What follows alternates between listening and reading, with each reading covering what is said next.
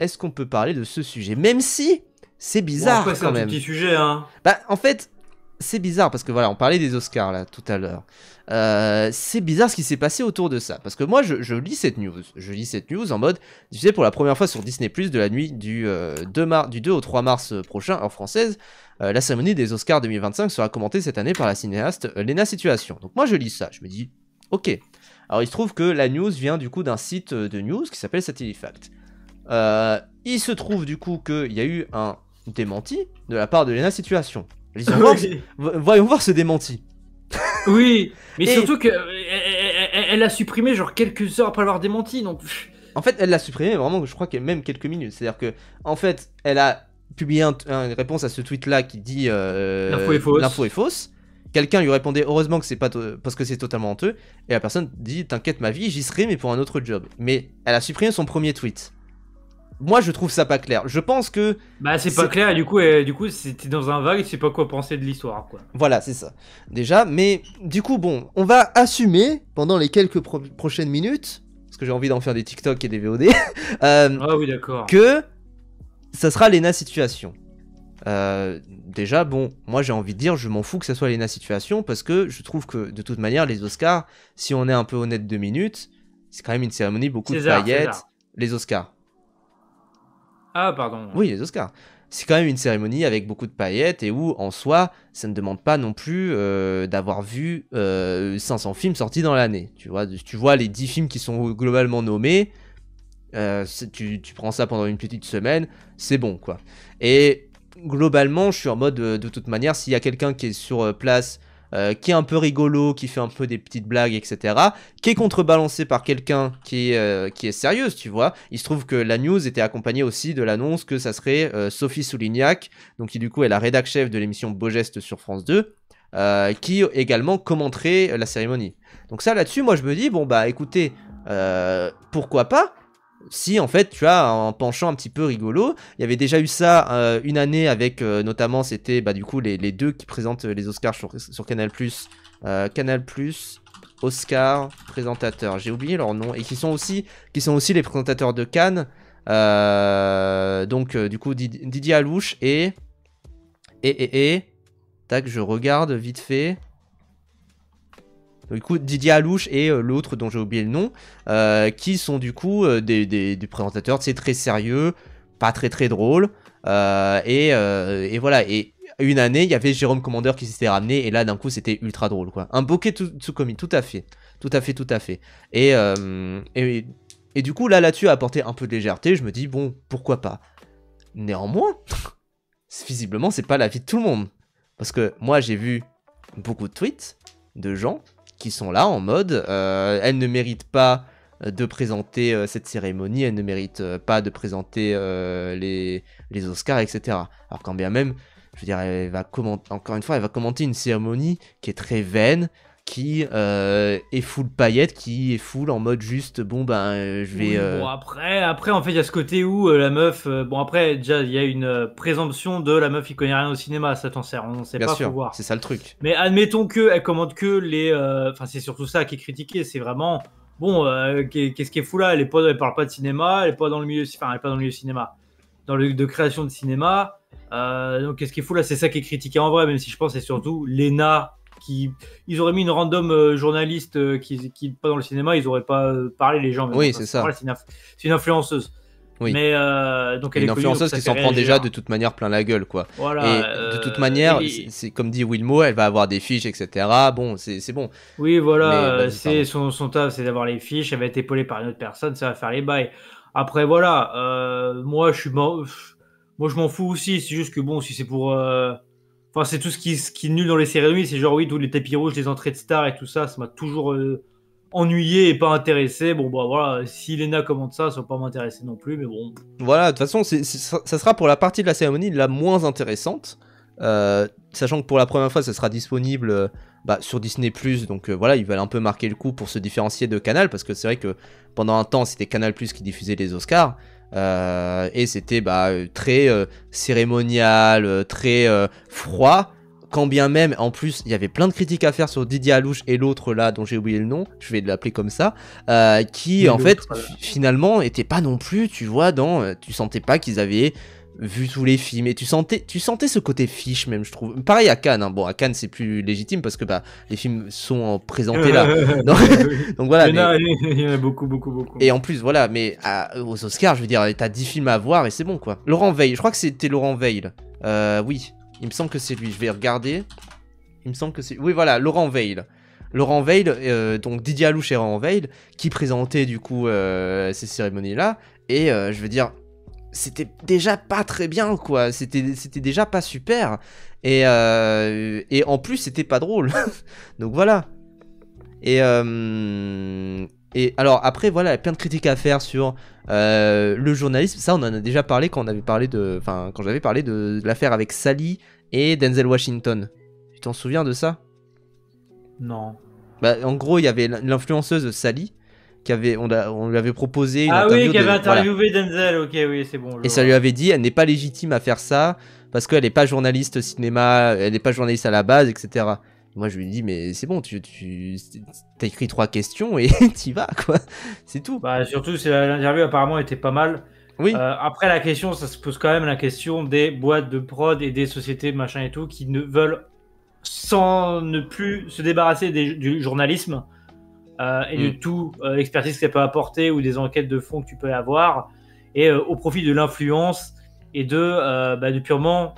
Bah, désolé, mais c'est un peu vrai, les influenceurs sont là pour être payés et faire de la publicité. Bien sûr, donc, bien sûr. Donc, un travail de journaliste, t'as beau être partenaire des fois, avoir de la publicité, c'est pas la même chose. Et en fait, la question, c'est pas l'influenceuse n'est pas légitime. Si, ils sont légitimes, mais c'est le remplacement et vouloir jeter le journalisme sous les roues qui est questionnable, je pense. Mais ce que je comprends dans le cadre journalisme d'enquête, tu vois, parce qu'aujourd'hui on en a plus trop, mais aller aux Oscars, est-ce que c'est du journalisme d'enquête? Mais là je te parle de l'interview de Denzel Washington. Oui, dans ce cadre-là, oui, je comprends, tu vois. Et pour les films, pareil, t'as eu des films où il n'y a plus de projet presse sauf pour les influenceurs. Oui. Et t'es en mode, les influenceurs vont dire, oh trop bien un projet presse, puis surtout que les projets presse sont aussi faits, et les avant-premières spéciales pour amadouer la personne, à faire plein de goodies, etc., pour faire la pub.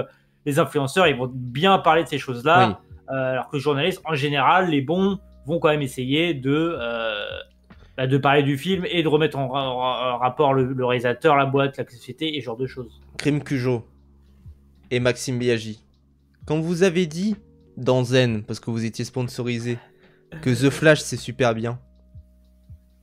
Ah bah tu vois, typiquement on est sur ce genre de truc. Non, mais en plus eux c'était marrant parce que ils étaient payés par exemple même pour vendre des mangas et ce genre de trucs, et tu sentais qu'ils en avaient rien à branler, qu'ils savaient même pas résumer la chose. Oui voilà, c'est ça. Tu sentais qu'ils en avaient rien à foutre. Alors après limite c'est drôle comme ça.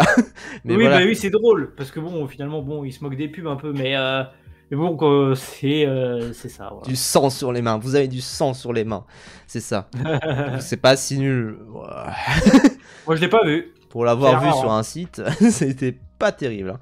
Mais voilà, mais en tout cas, c'est nul. Enfin, c'est nul de voir un tel agglutissement. Et moi, je vais le dire, j'en ai rien à foutre. Je vais pas dire la personne. Mais quand ça vient de personnes qui sont de base ultra vides et insipides dans leur critique, dans ce qu'elles racontent, etc., je suis désolé, il y a un côté de la paille, la poutre.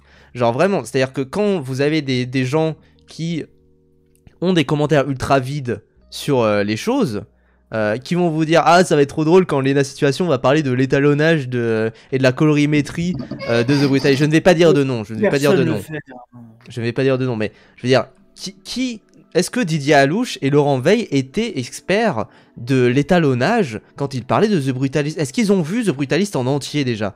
Est-ce que je veux dire voilà, est-ce que quand, je veux dire, est-ce qu'ils vont différencier un très bon étalot d'un mauvais étalot, d'un étalot qui a du sens, etc. Bah non, ils vont juste dire, bon, c'est le favori. Qui regarde beaucoup de cinéma, c'est pas non plus un truc très facile à faire. Voilà, c'est ça. Et je veux dire, il y a des catégories très techniques dans les Oscars, hein, et ça demande quand même de l'expertise. Faudrait limite un expert par catégorie, tu vois, parce que comment tu juges un bon son au cinéma? C'est comment les fauteuils vibrent, comment les basses modulent, quel sens ça donne à l'œuvre également, comment c'est mixé, mais comment tu juges un bon mixage du coup? Bah, c'est là de toute façon que en commentant une cérémonie, tu peux pas aller en détail, sinon ça serait trop lourd et t'as pas le temps d'aller en détail et en même temps d'enchaîner comme la cérémonie enchaîne. Mm. Donc ces choses-là, en fait, t'en parles après ou alors avant la cérémonie et pas pendant. Et c'est Ah, là bien que du sûr. coup, avoir quelqu'un d'entertainant, et puis aussi, je pense, qui est populaire chez les jeunes et ce genre de choses pour avoir un nouveau public. Je pense, c'est ça qui joue. Et puis voilà. Et puis si Lina, de toute façon, elle est briefée, elle fait bien son métier, donc elle va être très très très bonne là-dedans. Oui, ça va présenter, tu vois. En plus, voilà, elle est Et habituée. voilà. Et en plus, là où je trouve que premier degré, je trouve un bon choix, c'est que c'est la plus ricanisée des influenceurs de ce niveau-là. Tu vois, genre vraiment, pour avoir vu pas mal de ces vidéos, j'ai pas vu toutes ces vidéos, pour avoir vu pas mal de ces vidéos, ça ne fait que parler anglais, ce qui d'ailleurs moi m'insupporte, mais bon, c'est mes choix personnels. Non, c'est insupportable, tu peux le dire. Non, mais tu sais, il y a du slang en mode du franglais, Oui, tout ça. c'est Moi, insupportable, perso, voilà, j'aime pas trop, mais bon, c'est les jeunes font ce qu'ils veulent, j'ai envie de vous dire. On est jeune Et, aussi, on peut dire que c'est de la merde et insupportable. Calme-toi. Je mais déteste le slang, ça me trigger, désolé. Hein. ça va pas, oh. Mais en tout cas, You're voilà. crazy, bro. T'es vraiment too crazy ce soir, T'es crazy. Braven. Mais voilà, mais en tout Yeah. cas, c'est la plus ricanisée de tout ça. C'est au courant de tout ce qui. En plus, voilà, les Oscars, c'est aussi un défilé, mine de rien. Hein. C'est aussi un défilé. Et Lena Situation est experte en mode. Bah, surtout les ricains. Voilà, surtout de la part des ricains. Je veux dire, les Césars, ça va arriver en smoking, etc. Il y a le dîner des nommés là hier, je crois d'ailleurs en plus. Et d'ailleurs, on pourra regarder ça, les réactions des nommés, de comment ils ont appris. J'ai vu qu'il y avait des trucs, notamment, on va pas regarder, mais mais notamment c'était la meuf de Vindieu qui est nommée en meilleur espoir et qui a dit ah je l'ai appris, j'étais dans mon tracteur. Ah, c'est basé ça. Très basé. Mais voilà, mais les Oscars, de toute manière, c'est un défilé de mode. Et alors, j'imagine que du coup, il y avait des gens qui le notaient dans le chat. J'imagine que du coup, vu qu'il y a ce côté où c'est pas clair, où on sait pas totalement ce qu'elle va faire, je pense en fait, elle sera sur le tapis rouge à poser des questions aux gens. Et c'est tout. Oui, et puis Voilà. à mon avis, alors, parce que sinon, elle doit avoir un bail avec son agent ou je sais pas quoi, en fait, elle peut pas le dire maintenant. Et voilà, mais le coup de dire l'info est fausse, je supprime, et puis dire en réponse, t'inquiète, je vais être là, mais pour un autre job, t'es en mode, oh là là, mais C'est pas clair.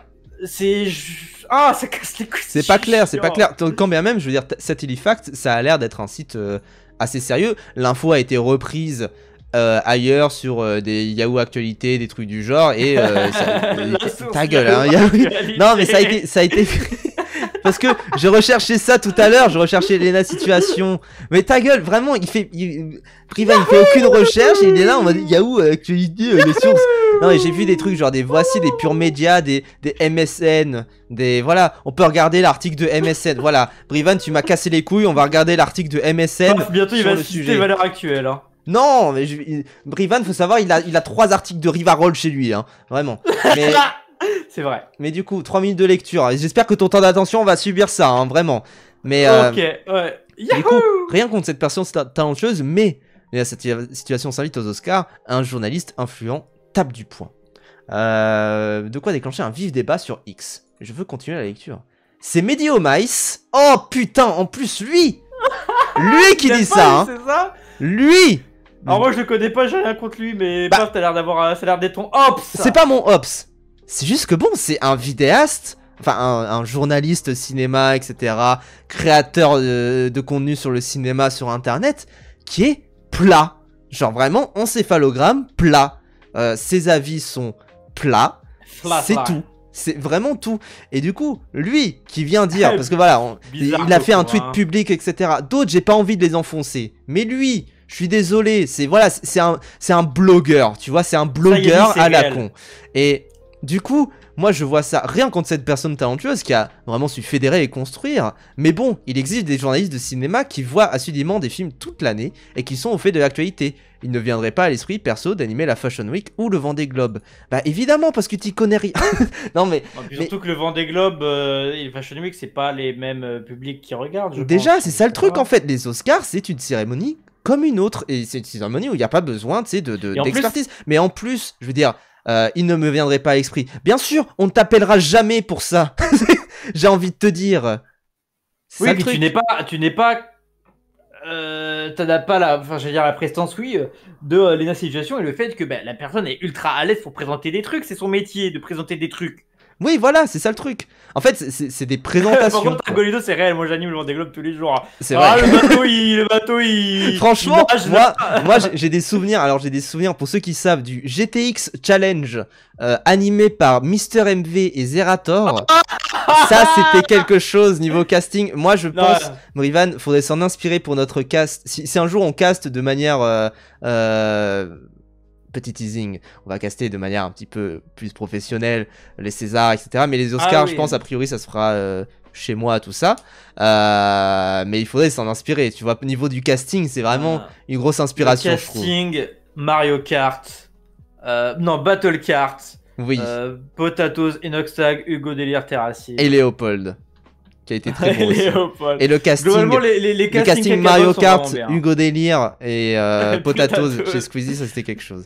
Et le casting Théorus Terracide et un gars qui a l'air de connaître au foot du oui, et avec Freddy Gladius sur la deuxième partie et tout, c'était légendaire ça. Mais mon vrai rêve premier degré, c'est commenter l'Eurovision, et là je suis très sérieux. Bah ça je comprends, parce que en plus, je veux dire, premier degré, les Oscars, tu vas juste juger les tenues, dire oh ce film là il a l'air bien, et même en plus encore une fois c'est genre une dizaine de films à rattraper pour la majeure partie des catégories. Je veux dire, c'est marrant, mais moi j'aimerais bien quand même ne pas parler que de cet aspect là quand même dans les Oscars. C'est un peu, tu sais, c'est mine de rien le Vendée Globe, bah il parle des bateaux quoi. Mine de rien le Fashion Week il parle des tenues. Non mais tu vois ce que je veux dire? Oui, je vois ce que tu veux dire, bien sûr. Mais après c'est aussi parce que je veux dire Mehdi au maïs, il parle de cinéma, il ne parle que de cinéma. Je veux dire, c'est juste ça. Mais aujourd'hui, les influenceurs, ils sont pluridisciplinaires, j'ai envie de te dire. Je veux dire, Squeezie, c'est un influenceur gaming. Il peut te présenter un event de gaming, etc. Mais c'est aussi un influenceur qui peut te parler de lifestyle. C'est aussi un influenceur qui peut, bah, mine de rien, il a invité des personnalités du cinéma. Je veux dire, si demain c'est Squeezie qui anime les Césars, je ne serais pas choqué parce que bah, il traîne dans ce milieu-là aussi. Donc c'est aussi pour ça que les gros influenceurs aujourd'hui, ils sont pluridisciplinaires. Inoxtag, c'est à la fois un influenceur lifestyle, un influenceur gaming, un influenceur sportif. Il a quand même monté le putain d'Everest et plein de trucs, tu vois, aujourd'hui. Donc c'est pour ça, moi si demain Inoxtag il parle d'un truc par rapport à l'escalade, je comprendrai. Et c'est aussi cette volonté de se diversifier de la part des créateurs. Et je veux dire, si demain Mehdi au maïs se met d'une passion pour la F1, que vraiment il fait des trucs, etc. autour de la F1, et qu'un jour on l'appelle pour parler de F1, je comprendrai. Vraiment. C'est ça le truc en fait. C'est pour ça que je veux dire, c'est pas un truc en mode. En plus, je veux dire, là on parle du cinéma, c'est l'opium du peuple, le truc, un des arts les plus populaires et une des formes de divertissement les plus populaires. C'est quand même quelque chose où, a priori, les gens ont un petit peu des connaissances, surtout si t'es influenceur plutôt jeune, etc. et que tu t'intéresses à la culture américaine comme le fait ici Lena Situation. Donc c'est pour ça, moi, et du coup, je voulais juste lire ça. Après, choisir une personne populaire qui permet de présenter et faire découvrir cette cérémonie et les films présents à plus de monde, non.